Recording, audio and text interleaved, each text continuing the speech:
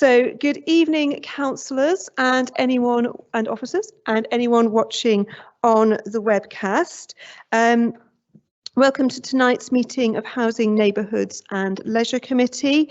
I'm Councillor Rachel Eden. I'm the Vice Chair of the committee, and I do have apologies from the Chair, Councillor Glenn Dennis. I'm sure all of our thoughts are with him at the moment, and we wish him very, very well. If we go straight to item 1, declarations of interest. Are there any items of interest? I mean, they're all items of interest. Any declarations? No.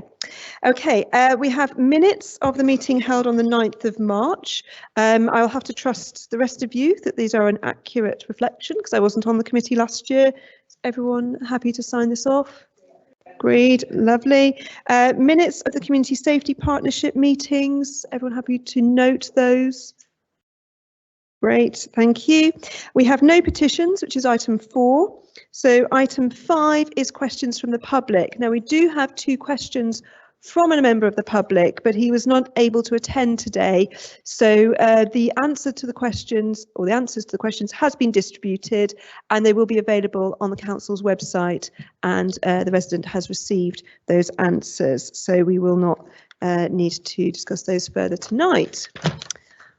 Okay, so we move on to item 6. So I'd like to invite Andy Edwards to come and speak on this item to introduce it for us. This is the extension of the contract to provide a housing reactive repairs service to Wokingham Borough Council. Thank you, Andy. He wasn't expecting us to get through those earlier items as quickly as we did, was he? See, speedy chairing. Right. Thank you very much. So whenever you're ready.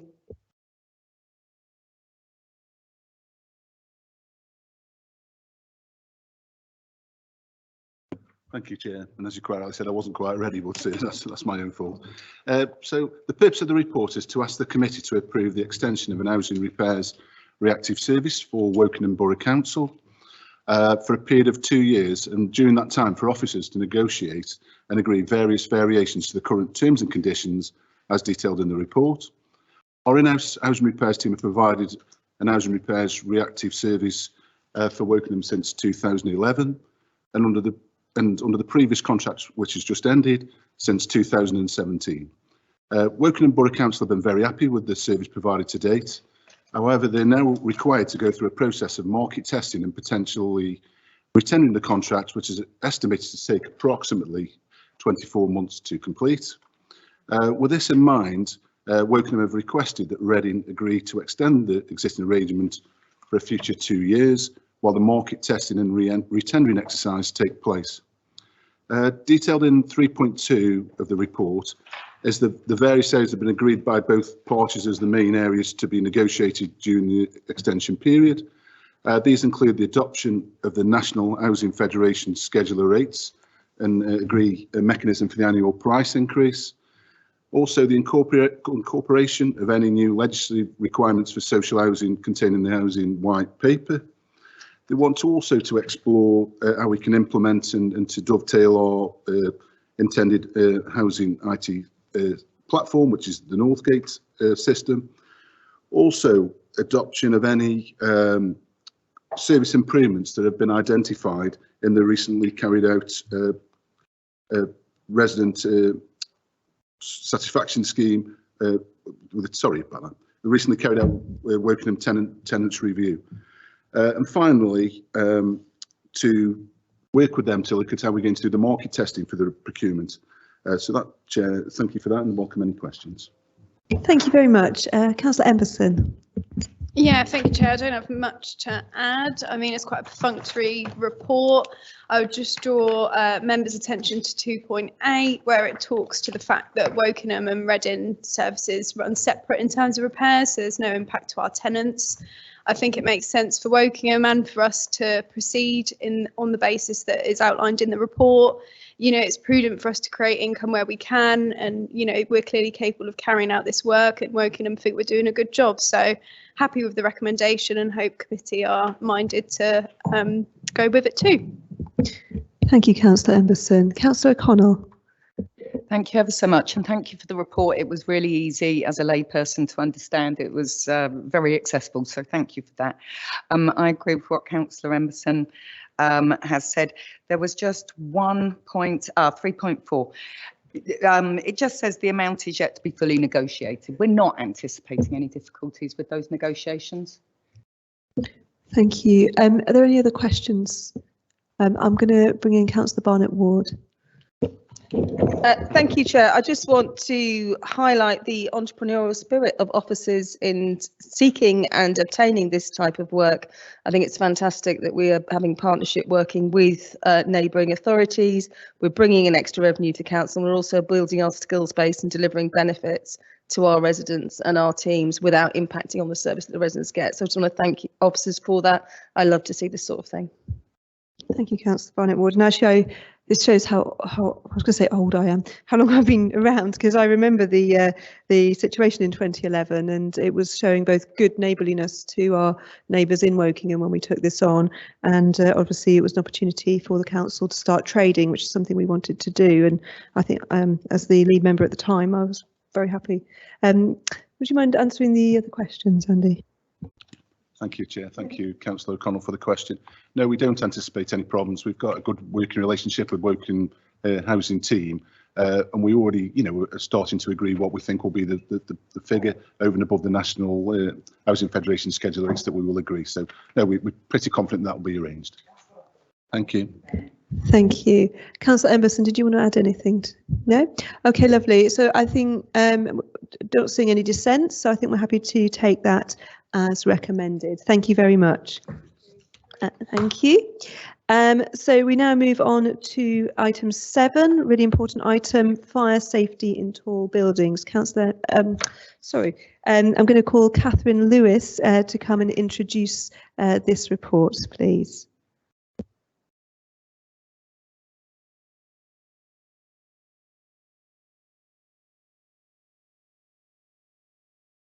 Thank you. Whenever you're ready. Thank you, Chair. So this fire safety in tall buildings report is an information item providing an update on the council's ongoing response in the private sector. It's following the Grenfell Tower fire in 2017, and the report includes action taken in relation to the privately owned high-rise residential blocks within the borough boundaries and our partnership with the Royal Berkshire Fire and Rescue Service. As a result of the building safety programme, a data collection exercise to identify external wall materials and installation on all high-rise residential buildings was carried out, and inspections were made at the high-risk properties. 4 high-rise residential buildings in the private sector were identified which had the aluminium composite material cladding, and this failed the required fire safety standards early in the project in 2017-18. Work has now been completed on all those buildings. Work continues to a further set of properties within the private sector with other types of external wall systems and other defects such as compartmentation issues. Compartmentation being the process of dividing a structure into compartments for effective risk management. Each compartment should be reinforced either by using fire resistant materials or by installing measures such as fire doors or cavity barriers. So none of the compartmentation issues identified fall outside of the Regulatory Reform Fire Safety Order 2005. So that means that as an authority, we don't need to intervene using the Housing Act action. The Fire Authority are progressing with those matters. We have got works to 9 properties. These were completed in 22-23, and we've still got 17 tall buildings which have works outstanding or require further investigation to determine the extent of works required. For those buildings, there are interim measures to control the risks, which might include like an alarm system or something. So we have got systems in place. The council continues to work with the Royal Berkshire Fire and Rescue Service on buildings that contain fire safety deficiencies, taking enforcement action where required. In most cases, the Fire and Rescue Service are the enforcing body, particularly in relation to external wall systems. We have a memorandum of understanding between the Berkshire Fire Authority and the 6 Berkshire councils, and we reviewed this in early 2022, and we're constantly working with them to keep this in hand. This enables us to have a good partnership working and undertake inspections and enforcement as required. this year, the Department for Levelling Up Housing and Communities awarded us a new burdens funding of about 47,000 to support the work that we're doing, and we're using this to support an additional officer to work within the team. So that just summarises the report. Thank you, Chair. Thank you very much. Councillor Emberson. Thank you, Chair, and my thanks first go to officers and the fire service for all the work they're doing in this space. This is a report that tracks often, and those of you that have been on the committee a while will know that.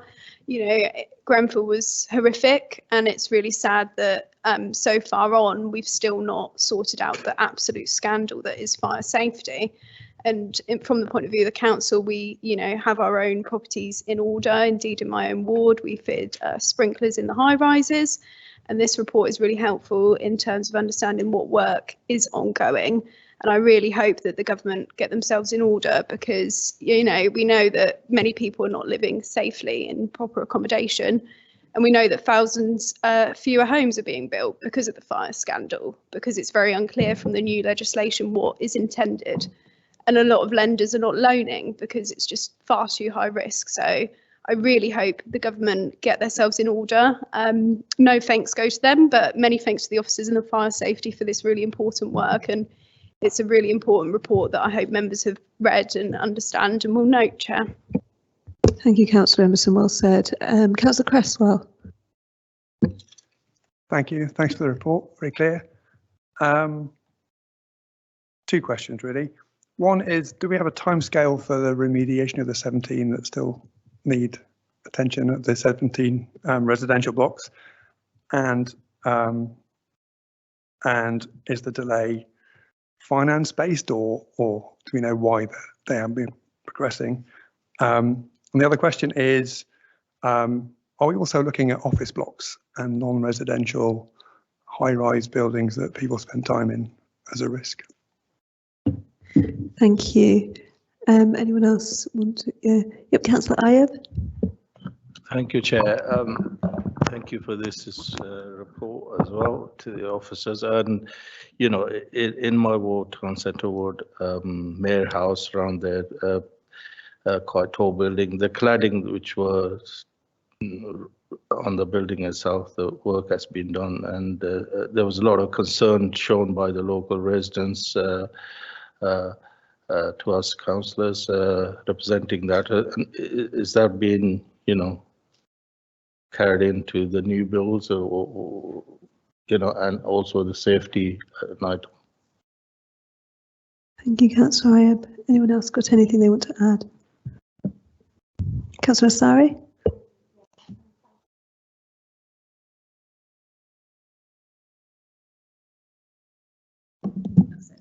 Thank you, Chair.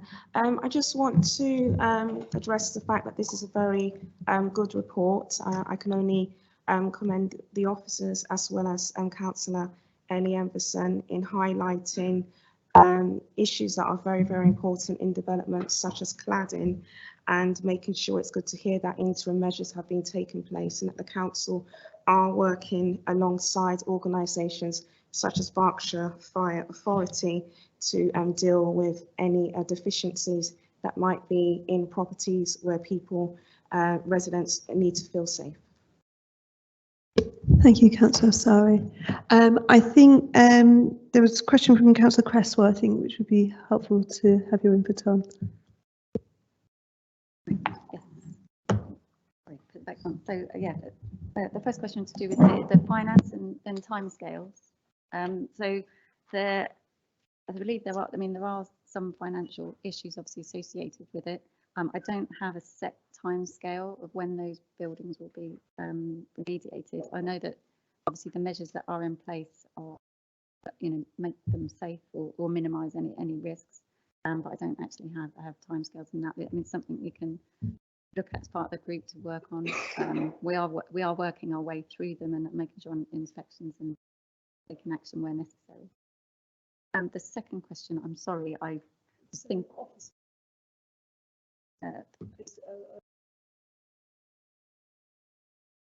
I believe we're looking at. We're looking at all tall buildings. I think the higher risk buildings with residential are mainly focusing on, but all tall buildings factored in.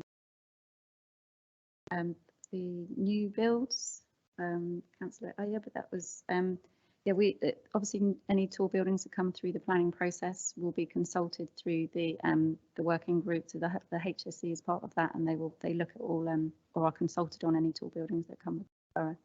So there is a process set up for that for new development or conversions. Likewise. Thank you very much. Councillor Emberson, did you want to add anything? Yeah, thank you, Chair. I just wanted to say, you know, Councillor Ive reminded me of the situation he had in his own ward, whereby a night watcher was put in place because of the issues with the cladding. And, you know, that is the reality, that these private sector landlords are paying for someone to sit overnight so that the fire does not break out in the way it did in Grenfell. And I just wanted to say it's bittersweet that we have silence from the Tories tonight, but Councillor Raj Singh was on his phone throughout the officers' commentary, so I'm unsurprised, Chair. So yeah, thank you. Thank you, Councillor Emerson. And I would remind all members that, you know, we should show courtesy throughout the meeting, but particularly on an item like this where people's lives could be put at risk if we don't get it right. So are we happy to take the report? Yeah, Chair, thank you. Sorry, are you making is this a point of order or? Yeah, it's a point of order. Point of order, yes, please. Yes. Before making comments, I would expect Councillor Ellie Emerson come and sit next to me. I'm reading the report. I'm looking at the points. Okay. Thank you. Rather than okay. I'm sure she will withdraw her remarks. So I appreciate that if she does that. Councillor Singh, thank you. Thank you. Thank you, Councillor Singh. I'm sure she would withdraw her remarks and say it's fair enough. I did notice some smirking on that side of the chamber, which I thought was inappropriate, and I'm sure we all take this matter extremely seriously. So are we happy to take this report? Yeah, thank you. Councillor, sorry, Councillor. So we're now moving on to item 8, highway maintenance update. I'm going to be inviting Sam Sheen to come up. I'm sure he's happy to see his beautiful awards on display here. One of them is his, I'm not sure if the other one is. But we have the highway maintenance update, National Highways grant funding allocation for Reading. So whenever you're ready. Thank you, Chair. Good evening, everybody. I'm Sam Sheen. I'm the Highways and Traffic Services Manager. The report before you tonight is to inform the committee of the grant funding that Reading is receiving from National Highways to improve highway access on the designated diversion route through Reading between junction 11 and 12 of the M4. This is the route that National Highways use when they do essential maintenance works, where they do an emergency closure, and they divert all traffic from the M4 onto and through Reading. This funding will enable Reading to not only accelerate our maintenance program on this strategic route, but allow us to redirect our own grant funding budgets to additional projects to further improve the highway network. The report sets out how we propose to commit this. Very welcomed year one of 2-year grant funding from National Highways for this current financial year, and as shown in Appendix 1. And the discussions they have with National Highways is that the funding, although they've said for 2 years, they're certainly looking to increase this for future years, which is very good news indeed. This is a very welcome development and will certainly allow us to improve the route quickly, including the road resurfacing. We're going to do something called road retexturing. We're going to be doing preservation work and also improving the road markings along this strategic route. In future years, we'll be looking to do at other of our highway assets, some things like overhead gantry signage, traffic signals, and any other highway important asset that we have on this route. I would therefore ask the committee to approve the recommendations set out in section 2 of the report, which will allow me to sign the license agreements with them, secure the money and get the work underway. Thank you. Thank you. Councillor Rowland. Thank you, Chair. And I would like to indeed thank Sam Sheen, who does head up the award-winning team, who got Best Services Team of the Year for all across all services. So it's a really pretty stunning thing. And one of the reasons why you got it is because you're awfully good with money and getting the last little penny or cent or whatever we call it in this country out of every single pound that we get in, and that you are able to find and everything. And you've been very proactive. I think this is just another good news story about you all continuing to be proactive, already having it planned out as to how you're going to spend that, how you're going to appropriate that, and how you're going to make sure that that benefits exactly what it's set out to do. So I really thank you for that, and I would recommend members to follow the recommendations as listed. Thank you. Thank you, Councillor Rowland. I had Councillor Cresswell wishing to speak. Thank you, Chair. Thanks for the report. Great grant. I'm particularly looking forward to the junction of the A33 and Rosekill Lane being fixed, because I get a lot of earache about that. So that's all. Thanks. Yes, I particularly unfondly remember being late for a mayoral engagement following my councillor's surgery when the junction work was going on. So I'm sure this is extreme. It wasn't your fault. Most people were blaming me, I seem to remember. You know, I'm sure we're all very pleased to get this funding. So well done. As I'm not seeing any dissent, so is everyone happy to agree? Oh yes. Yes, please do. Thank you, Chair. I just thank you, Councillor Rowland, for your kind words. But I just wanted to state that this award is actually a truly team ready award, and it starts with Peter Sloman when he arrived here and made us do fundamental service reviews, to the councillors being brave enough to give us a £9 million, and for us and having the faith in us to deliver it. So it is a team effort, and it's every person in my team, from the street managers, street works teams, through to the engineers who do the traffic orders, to Sarah being on site, you know, 12 days in 14 for 9 months of the year delivering it. So absolutely right. It is the most proudest award I think we can ever win as a council, because everybody's involved, councillors and officers all the way through. Sorry, I just had to say that. Thank you. Thank you. And before I ask Councillor Rowan to sum up, I'm going to slightly abuse the chair and suggest we add an extra item to the recommended actions of passing our congratulations and thank you to all of the officers involved for their ongoing work, because this does really matter to residents, the work on highways. So we can add that, I'm sure. Thank you. Councillor Rowland. I have nothing to sum up. I just, I really am glad about the innovation, and we'll see also in the next report how we've really got a good control over all of that. And you know, I'm still grinning about this, if you can't tell. So, and we all are, and we all should be. So, thank you. It's fantastic. Thank you. So, if everyone's happy with the recommended actions plus my little sneaky extra one. Yes. Yep, thank you. Lovely. So we move on to item 9. Don't go anywhere, because I'm going to ask Sam Sheen to talk to us about item 9, which is the Highway Maintenance Asset Management Update. Thank you, Chair. So this is the annual status option report. We call them the ASORs. And what this is an asset management tool that we use as a local authority. Now, every council has the same approach, asset management approach. We've got to use our funding levels to the best we can to make sure we target those that need it the most. So, and as an asset management tool that we use, but the tool is actually very useful for us. It not only can we calculate the value of our assets, and highways is one of the biggest assets that council own. It also it looks at the historic funding levels over many years, and it looks at the condition indicators. And prior to the investment we got from the council of 9 million, we were on a downward trend trying to arrest that. But the plot, what the tool allows us to do is provide a clear picture of how our funding levels are affecting the condition of the road and what we need to do to improve them, and get to a place where we continue the funding to maintain a steady state, so that we're directing all our value funding and grant money we have to the areas of most need.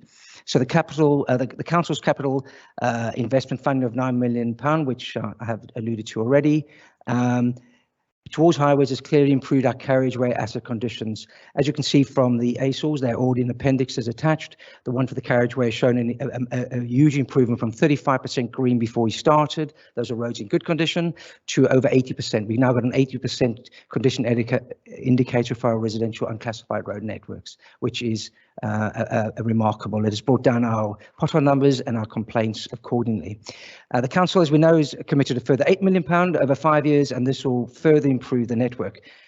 It will also allow us to trial and do things differently. So we're looking to further improve our assets, but we want to shift from expensive renewal solutions to preventive solutions that are more cost effective. They will also add life to the asset at a fraction of the cost. An example would be the major road resurfacing. We can pay anything between 22 to 38 pounds a square metre, depending on the location, whether it's nighttime, etc. Well, we're talking about doing a preservation now, which will preserve that road in the conditions in at the moment for a further 5 years at £3 a square metre. So the idea is for us to get away from being reactive and only doing the reds. We'll have our condition will be good, and those good ones will be tackled a lot earlier. And our complaints in the future will be why we're resurfacing a road. It's a preventative screed that goes on top when it looks in good condition. The idea is after 3 or 4 years after you resurface it, if you put down a preservative, you can get another 5 to 10 years on it, and every 5 years you can redo it at a fraction of the cost. So that's where we're heading, and this is what the investment that we've got has been able to show us and allow us to do. So the ASOs are all attached. They're for the carriageway, for the pavements and footpaths, and for our structures. The second part of the report is an update on where we are with the public rights of way. Highways have taken responsibility for completing the cyclical inspections and to ensure that appropriate maintenance and clearing works is carried out during the year. The proposal is to align it with our inspection frequency that we have already on the public highway, and so that we can maximise our limited resources to carry out these inspections. We will then bring back our findings after these inspections are completed to be approved as our final inspection regime going forward, and I anticipate that within the next 6 months. I would therefore ask the committee to approve the recommendation set in section 2 of this report. Thank you. Thank you. Councillor Rowland. Thank you, Chair. And again, I'd like to thank Sam for his report. ASORs and the review of ASORs is probably one of the most riveting meetings that we attend annually, but we do, and we go through it with a fine-tooth comb. Note to councillors, is probably not the best place to do your ward work, but I'm sure Sam will be happy to address any concerns you might have. Frankly, it is entirely through your good work and entirely through the investment that this Labour-led council has made above and beyond monies that are acquired from the DFT to sit down there and address residents' concerns that were expressed to us, that roads were their number one concern and the number one thing that they wanted to see addressed. So I'm really, really proud of this report that even last year wasn't as glowing as it is now. I mean, to go from 35% at a green rating up to 80% on our roads is just astounding, frankly. I mean, you know, it really, really is. And to note that you're not having to spend as much time in reactive repair, that we're now at a state where we can continue on and carry on with good roads to deal with. You know, the work around the pavements, the work around the public rights of way, those are all things as we transition and move forward with the climate emergency and dealing with more sustainable travel. Those are critical elements that we need to have operating really, really well. And so the additional funding that's been put into pavements, the energy that you put into pavements, the creativity that the team has had in ensuring that we've got trees going in along all those pavements where you're like, oh, there's a spot for a tree and let's go. And so it's just really been a win-win, and the innovation that we're doing in addressing our assets, just in terms of looking for greener solutions at every turn. I mean, I spent a very happy 2 hours out with the team working with a new innovative carbon zero type of application recently, and something that we can do because we are investing and we are not at a huge level, we're at a comfortable level for a smaller company like some of the companies that we work with are to really be innovative. They're able to be innovative, we're the right scale,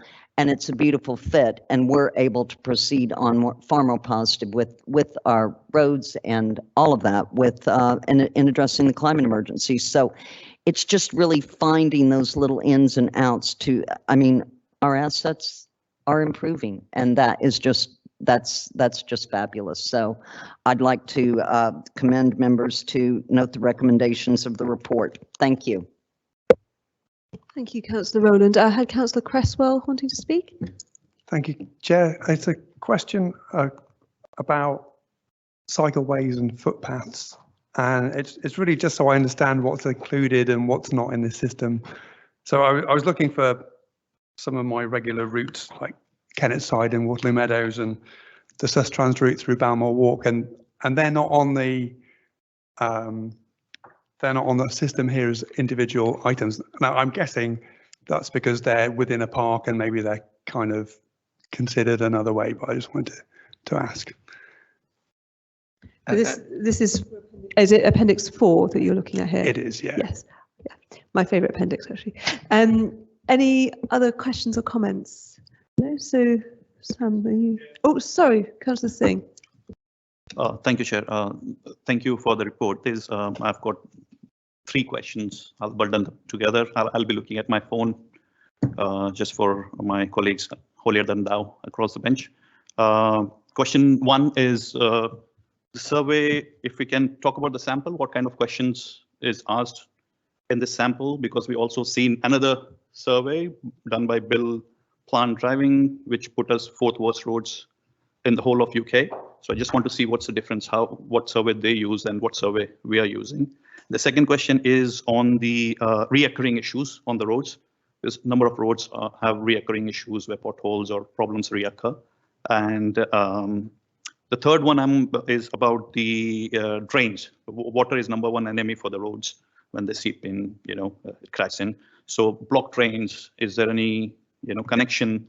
Are we looking at we know there's a backlog of blocked drains which needs to be resurfaced or relooked at. So is there any coordination there? And electrical buses, the impact of electric buses on the roads is 2.5 times higher and causes road damage more. So those kind of things, if we can. Thank you. Has anyone else got anything they wanted? Sorry if I missed anyone. No? Okay, so Sam Sheen, are you okay to answer those questions?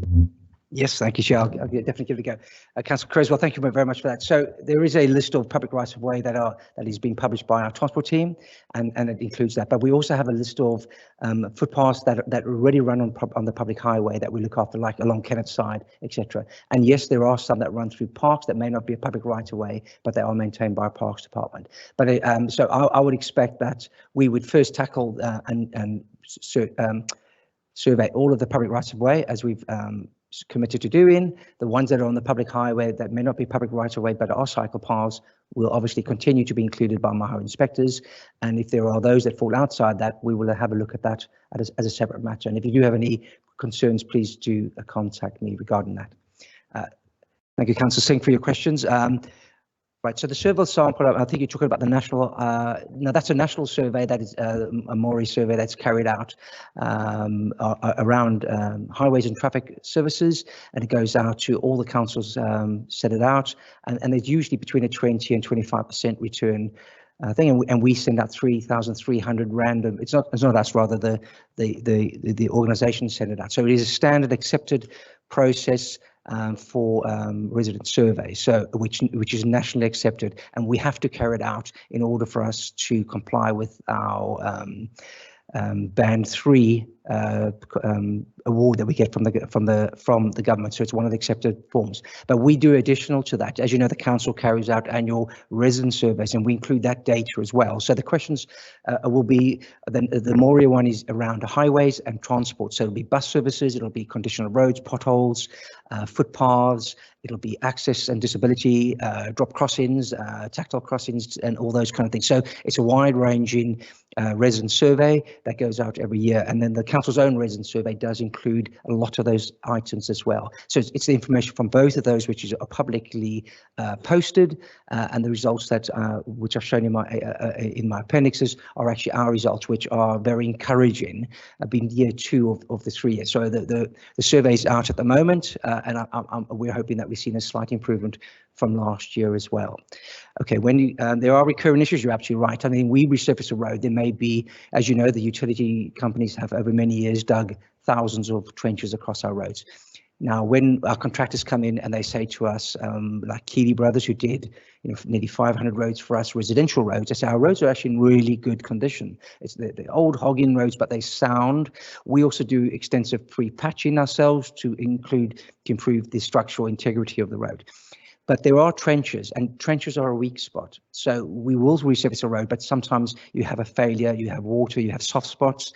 We also live in an area where you've got clay and chalk, and when we have a severe drought like we had last year, there's a lot of movement. So cracking, and that is part of the living highway.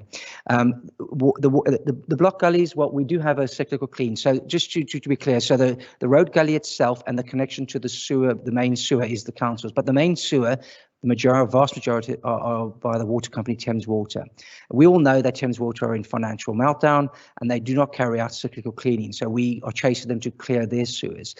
We do have our own highway drains, limited number that are only highways, and we will clear them when we know that they are ours or they're a problem. But you're absolutely right, it is a challenge for us, and it's something which we're working towards. We're developing a better picture of our condition of our gullies. We brought in a private company separately to help us accelerate their cleaning program, and the idea is that where they go to a one that's green, there's absolutely nothing to do.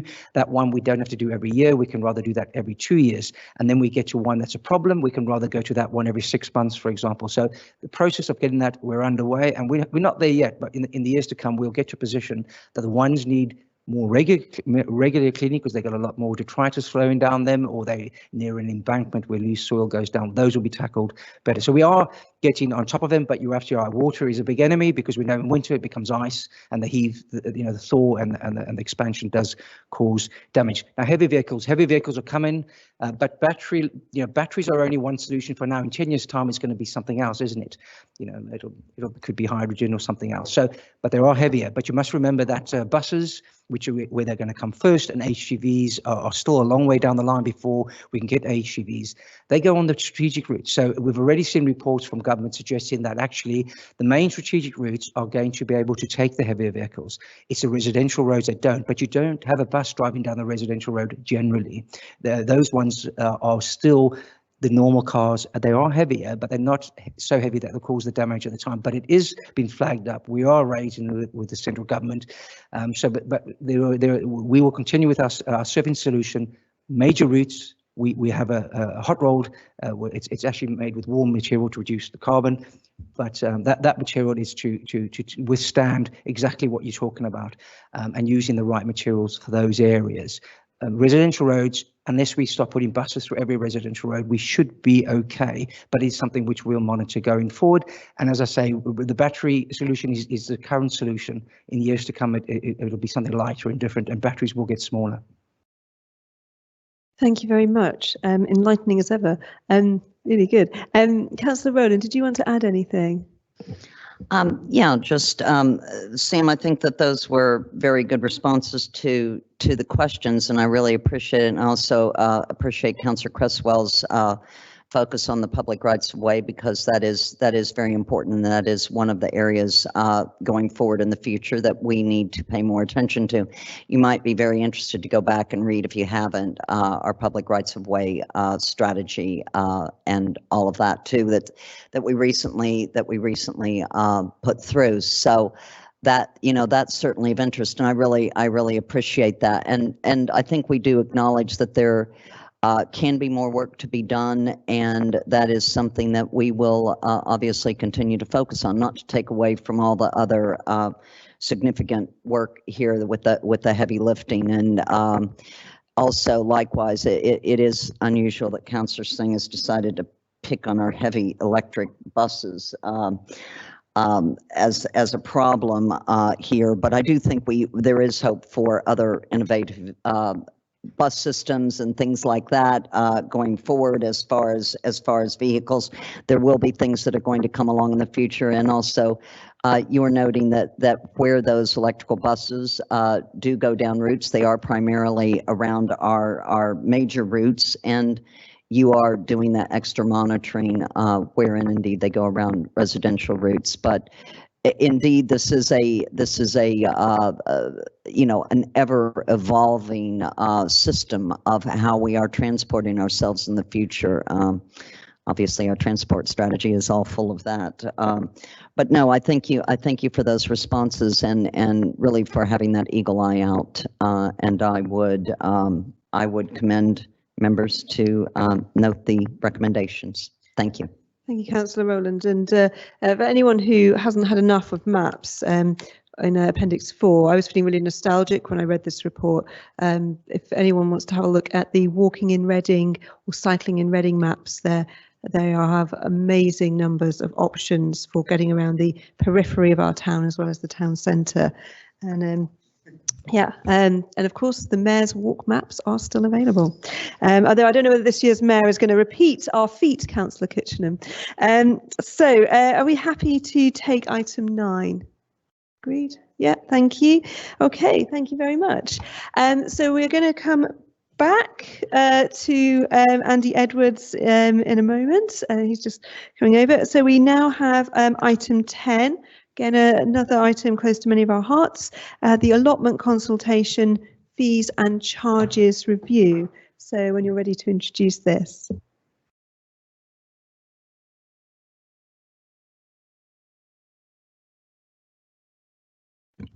Thank you, Chair. The purpose of this report is to update the committee on the progress our allotment officer, Nick Pritchard-Gordon, has made on the preparation for an allotment rent review, and also to seek approval to consult with allotment tenants on the proposed changes, which would be to our allotment rent and also the levels of discounts that are applied. Presently, the council subsidises the allotment services by approximately 45k per standard year, and the amount of rental income we receive is dependent on whether the allotment tenant receives one of 2 available discounts available through Your Reading Passport Scheme. Presently, approximately 500 of our 1,400 allotment tenants receive a Your Reading Passport discount, and the report details in 3.2.2 of the aims in reviewing and simplifying the way that we apply the discounts currently available. It is considered that the concessionary discount in particular that is available through the Your Reading Passport Scheme of 84% is very generous when considered against what other local authorities offer. And we propose to consult on 2 potential future discount options available, having originally considered 4 options which are outlined in the report, to bring how we charge our rents and apply discount more in line with other local authorities, and to simplify the rent matrix that we currently offer.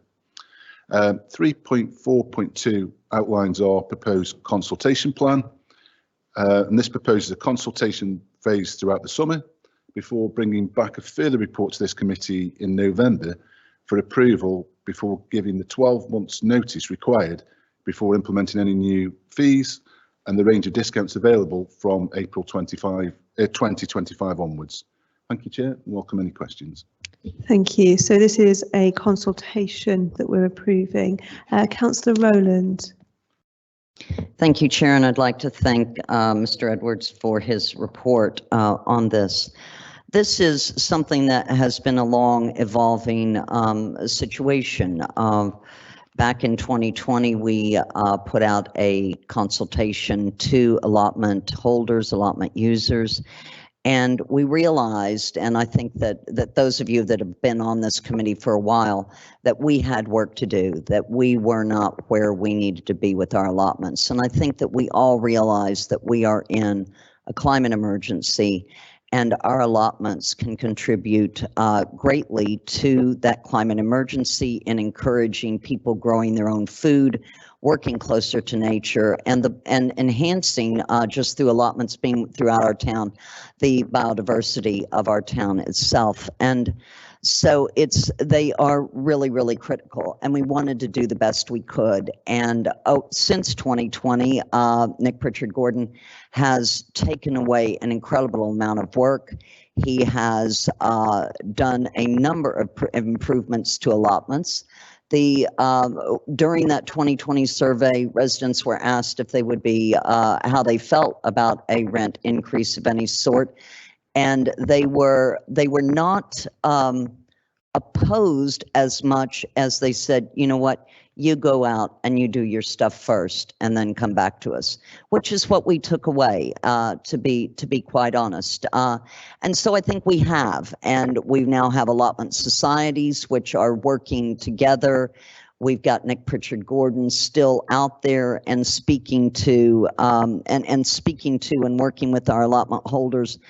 And so we are in a much, much better position. And I'm really greatly relieved, because between the two portfolios I've had since I've been a lead member for 4 years or so, this has always been on my watch. The situation to continue to subsidize is something that we proudly accept. Our 45K subsidy that we generally do take up with the allotment program. But we do need to consider the fact that we have got a very, very low rental rate for our allotment users.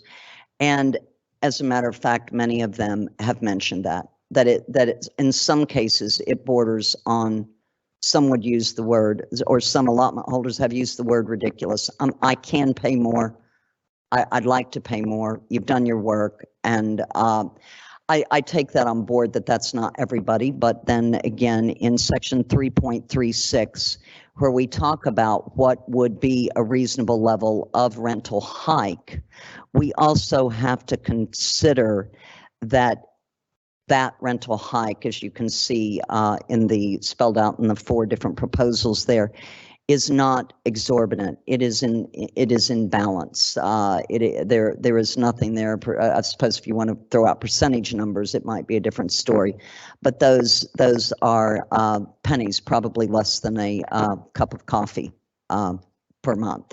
So I think it's right to look at this at this point. I am very proud of the fact that we are going out to consult on this, because at no point would we ever consider not consulting on something that will affect allotment holders. I appreciate the streamlining work of the program so that we have one discounted level. And it's also very important to note that the new allotment data management system that would come in under option 3 will be critical to the way that we work going forward and work smarter and keeping our allotments in the best condition they can be in. And so with that, I'm also happy to take questions. I'd rather Andy handles most of those, as is his job. But I do think it's right that we look at this at this point, and that we can go out to consultation on that. And I would ask that members go along with the recommendations. Thank you. Thank you, Councillor Rowland. I have Councillor Cresswell. Thank you. Good report. It all looks very sensible and balanced, I think, and it addresses what needs to be addressed. My question is about the consultation process. As a council, generally, it seems that we consult with residents in July and August on many issues, and I have had residents implying to me that it seems like we're trying to get a consultation past them while they're on holiday. So I was just wondering, what's the driver of the timing? Thank you. And I have Councillor O'Connell. I possibly should have waited before I indicated, because actually Councillor Rowland went on to sort of answer. I think what I was going to ask, I was going to ask about why the jump, why 84 to 40, and why, we couldn't stagger it with a sort of 60-50, ease people into it. But then when Councillor Rowland, when you sort of put it in those terms about, the cost of a cup of coffee, and, you explained very well the consultation that's going on with the plot holders. And if people are actually saying to you, we can pay this, then I'm guessing that's why you're talking about the jump from 84 to 40. So I think you may have answered that question for me. And aside from that, I would like to confirm, as we've got a couple of allotments up near me in Tilehurst, and the number of complaints that I receive from residents from either waiting for or using the allotments, it has, I can't honestly remember the last time I got a complaint. So I just want to reflect that back, that I do think from councillor experience as a ward councillor, you're clearly doing something right. Thank you, Councillor O'Connell. And yes, I think the cheapest price you could pay in 2025, 13p a week. I'm not sure you can even buy a Fredo bar for that these days. I think probably I'd hand over to Andy to answer those, if that's okay. Thank you, Chair. So it's a really good point, Councillor Cresswell, about the timescale and getting out over summer. But to bring this report back to November, we need to do the consultation sometime, and I believe that's why we've gone out for a period of 6 weeks. We acknowledge that some people will be on holiday for 2 weeks of that period, or even up to 4 weeks. But we think over that period, and most allotment tenants as well will be there on the plot, cultivating the plot over the summer period, because that's when they're picking the produce and doing all of the work. So I think for allotment tenants, we would expect them to be there during that period, rather than in the winter period where the plot remains fallow. So I think we've got that covered, but it's something we will definitely keep an eye on during that part. Councillor McConnell, I just want to say, thank you for recognising the great work that Nick Pritchard-Gordon has done. I think he's made a massive improvement to how we run our allotment service during I think it's gone up to 2 years now that he's been with the service, and he's made a remarkable change. And I think, as Councillor Rowland eloquently described, a lot better than I can describe, when you start talking about what we're actually charging the increase, it's only bringing us up to the average. We're not trying to be market leaders in what we charge for the rent. We're just trying to bring ourselves up to where other local authorities charge and try to be consistent. We're not saying we'll ever not subsidise the allotments, but we're trying to reduce the subsidy, which we can then reinvest back into the system on things like the data management system that Councillor Rowland described then. So I think this is just tidying up our act really more than anything else and making us more comparable with other local authorities. Thank you. Lovely. And of course, we'll see what happens with the consultation. So is everyone happy for us to go out to consultation? Yeah, agreed. Thank you. So we come to our final item. We've been very disciplined, councillors. We're on item 11, weed control management, trial of market available options. So again, Andy Edwards to introduce. Thank you again, Chair, for the final time tonight. This report provides an update on the trials.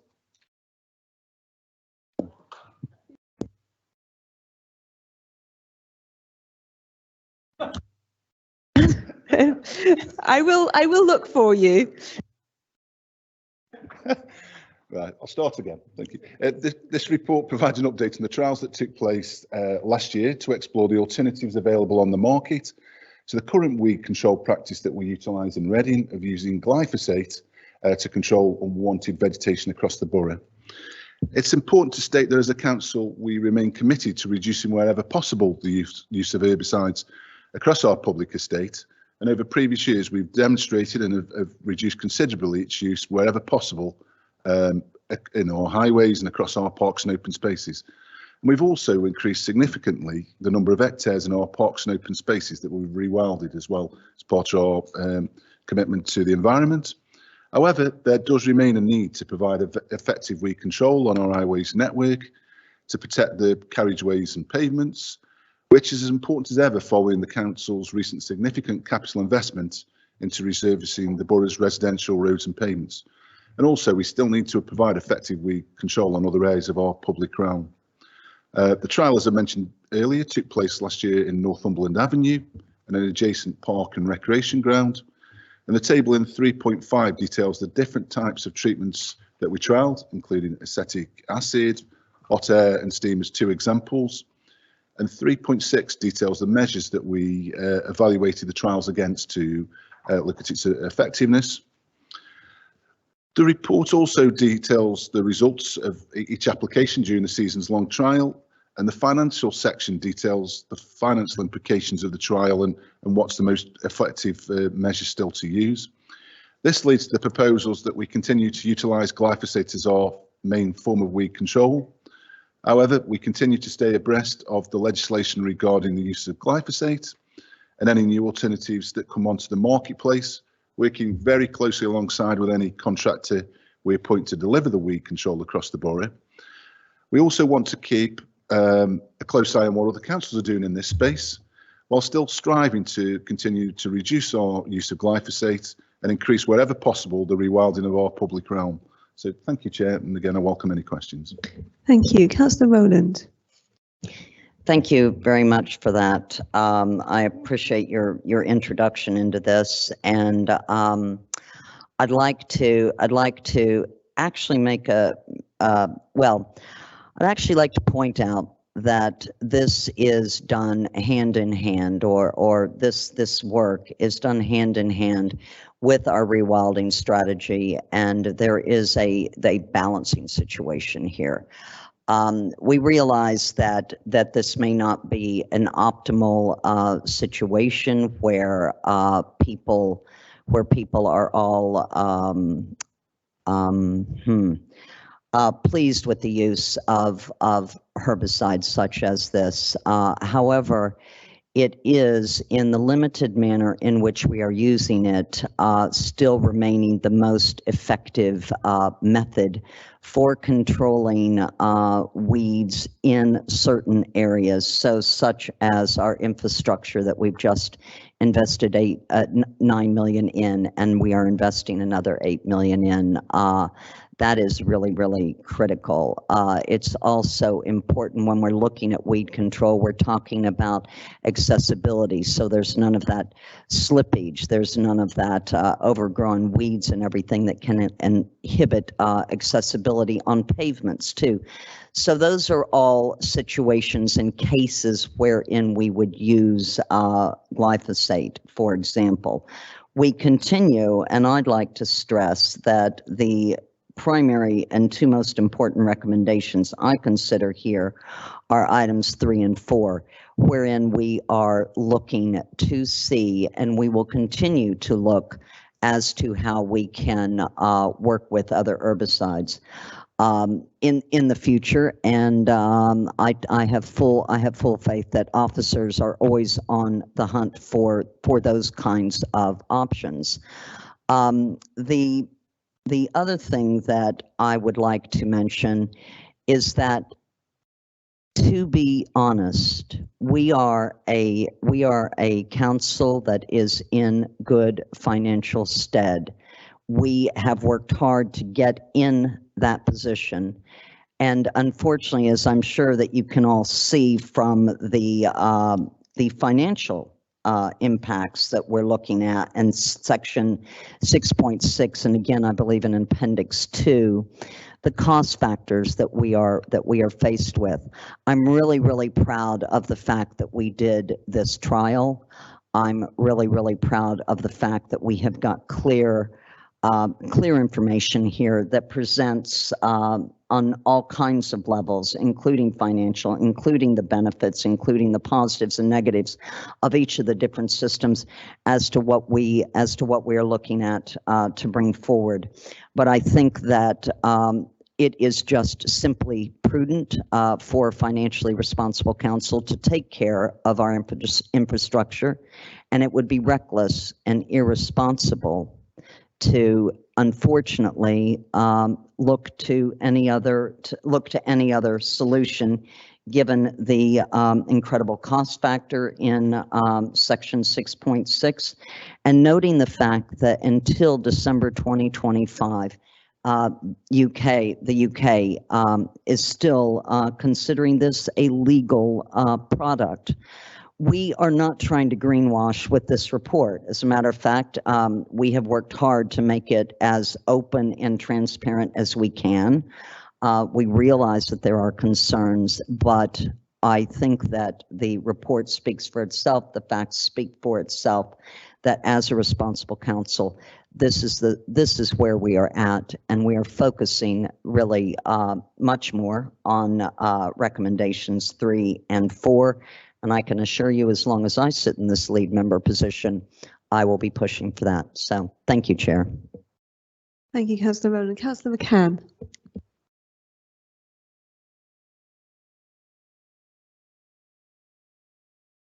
Second. Apologies. Yes, I wanted to commend the council for doing this trial, and I really appreciated that it was happening. I was excited to see that it was going on, but I can see from the results that obviously the alternative methods tried were not as effective. But I do think it's worth noting that Kingston Council has trialled reducing from 4 sprays to 3 to 2 and to 1, and they're now stuck with 1 spray per year, and they're intending to stick with that. So perhaps it's worth looking at reducing the number of sprays per year. I also note in section 6.1, it said if weed control is understood to be necessary, and I'm thinking maybe it would be worth reviewing where it is necessary, because in some places weeds might be tolerated and even appreciated. And cutting back on spraying along the edges of grass in parks has already resulted in some notable changes. One resident counted 20 species of wildflowers around the edge of Palmer Park and between the trees recently. And so a weed is just a plant in the wrong place. So maybe it's time to consider where the wrong places are. Thank you. Thank you. Something for us all to ponder, I think, on the way home. Councillor O'Connell. Well, that actually echoes a little bit what I was going to ask. I was going to thank you again for doing this. It was very comprehensive and very easy to see the results, you know, laid out like that. I even appreciated the fact that weather conditions were down and things like that to give a real impression. So yeah, I think it is a horrible choice to have to make, but it doesn't seem like there is any viable alternative. So my thoughts were going down a similar line to yours, Councillor, on could we limit? Could we look at where these places are necessary and perhaps, you know, cut back on what we're doing? I actually hadn't thought, so I didn't know about Kingston. That sounds like possibly worth exploring. Sounds great if we could drop the numbers, because I'm sure everybody else picked up on it too, but 5.4 in the negatives is the harmful to bees, and we all, you know how vital they are. I wonder how harmful is it to bees? Because I did try to do a little bit of research before the meeting, but I found myself in very scholarly articles where I was really struggling to work it out. I mean, is there anything we can do to mitigate that harm while we continue, apart from perhaps reducing the amount that we do it? Okay, thanks. Thank you, Councillor O'Connell. It's always good to get some good science in a meeting, isn't it? Is there anybody else? I'm not going to come to second time round, so no. Is there anyone else who wishes to speak? No. Okay, so I'm going to ask Andy Edwards to answer those questions. Thank you, Chair. The first one for Councillor McCann's question about the frequency of application. We did a couple of years ago reduce it down to 3 applications per year. We found that to be ineffective, and we found that we'd got areas where weeds were taking too much of a control between the applications and then were causing more damage to in particular to the carriageways. So we have tried that previously, and it just didn't work in Reading, and we have had to go back up to the 4 applications per year. The comment about limits where it's not necessary, and that there's places where, you know, weeds are quite acceptable to grow and the vegetation is, absolutely, we totally agree with that, and that's why, as using one of the examples you've done, we've rewilded all of the major areas, but now we're concentrating on areas on the edge of woodlands and other areas to increase the areas there that we may have previously treated with glyphosate. So absolutely, if it's not necessary to spray, we don't spray. We only spray if it's to protect the public realm, or as Councillor Rowland says, if there's some issues where, you know, people's accessibility and we're creating uneven services. But where we don't have to spray, you know, we won't spray. So we're right behind that. And the question about the bees, I'm not in a position where I can answer that. It's not something I'm that detailed on, but I can find out and send you a supplementary answer to that afterwards. But I haven't got that level of detail in terms of that. But in terms of what we're doing to mitigate it, well, we're rewilding all these areas. We've got well over 40 odd hectares now of our public estate rewilded, and it's something that we want to continue to do so. So I will look at, you know, at the effects, but in terms of the mitigation, we're already doing that by increasing the amount of areas rewild and reducing its use wherever possible. Thank you. Thank you. Councillor Emberson wanted to come in, and then I'll take Councillor Rowland. Yeah, thank you, Chair. I was just reflecting on what colleagues have said, and I completely agree that it makes sense to reduce it as much as possible. My only thought, and I'm sure we'll all get this in our own ward, is you get different views, and I'm just thinking from the officer's point of view of managing that.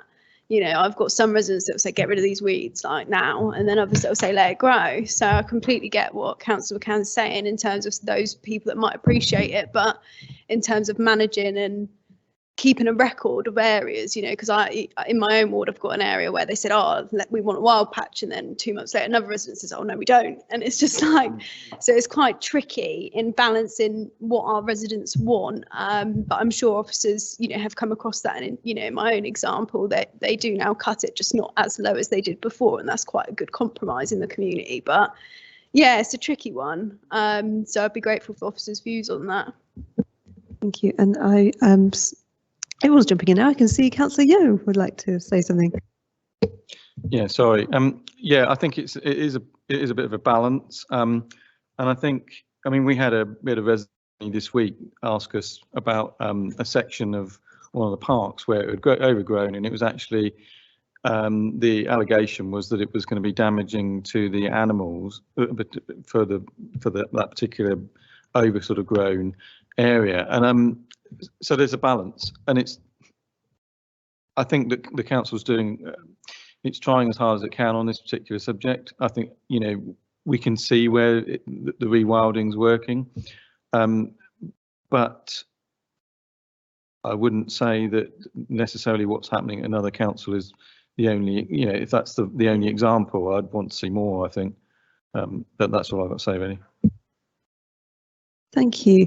Yeah, it is one of those very difficult issues, but I think this report, as I think we've all said, is extremely transparent and extremely thorough. And I imagine other councils may actually want to have a look at this report before they undertake their own trials, because I don't think these sort of trials are happening universally. But Councillor Rowland, would you like to sum up? Yeah, no, I appreciate everyone's feedback about this. This is something that we all find challenging. The other acids and chemicals that we tried, if you notice, the pelargonic acid and the acetic acid are both harmful to bees. And whilst you kind of hear stories off and on from other councils that we've even gone glyphosate free, and sometimes that can really actually cause you to question, well, my goodness, how did they do that? And some of these are actually in dense urban areas. What actually happens is they will do other cocktail mixes. So they will, for example, mix multiple other cocktails, and it has been described in some of the papers that I have read about a chemical cocktail mix. So they've sat down there and said, okay, well, not using glyphosate, but we're, you know, hosing it down with every other thing. And to replace a chemical with a chemical is not always the best or right answer. But what I do hear, and I appreciate it on both sides of the room this evening, is looking for that balance. And that is why, hopefully I managed to mention this, that really items 3 and 4 of the recommendations are where the real heartbeat of our passion and our drive comes, that we will require any contractors to continue to look at other appropriate herbicides, at other methods of application. And I think that within those two, and I think within both of those, within items 3 and 4, especially 4, the onus is back on us. So the onus is on the street scene team to continue to explore and monitor the market, and to continue to explore ways in which we can look to minimize, even look at providing different solutions in different areas. I'm not saying that that's not something we can't consider going forward. And I think that is sufficiently covered in the 2 recommendations to address those points. I can assure you that those are a lot of the things that we talk about quite frequently as we examine the results of this report and even look at where we're going forward with that. But I would hope that colleagues might be happy and feel that getting that balance right, being sensitive, saying, can we do something differently here? Looking at technology where we have, we can use even better, more low emission type of weed killing applications and things like that. All of those things are things that are in the pipeline and things we're looking at addressing. So I'm hoping that sections 3 and 4 will satisfy the concerns of all members this evening. And I would ask that members might go along with our recommendations. Thank you. Thank you, Councillor Rowland. A very thoughtful debate, that I thought. Is everyone happy to accept all the recommendations, although I think Councillor Rowland would like us to particularly accept items 3 and 4. I think she mentioned that a few times, yeah? Lovely, thank you. Well, thank you very much, everyone, for a largely good-humoured and useful discussion, and look forward to seeing you all soon. If I don't see you, have a lovely summer.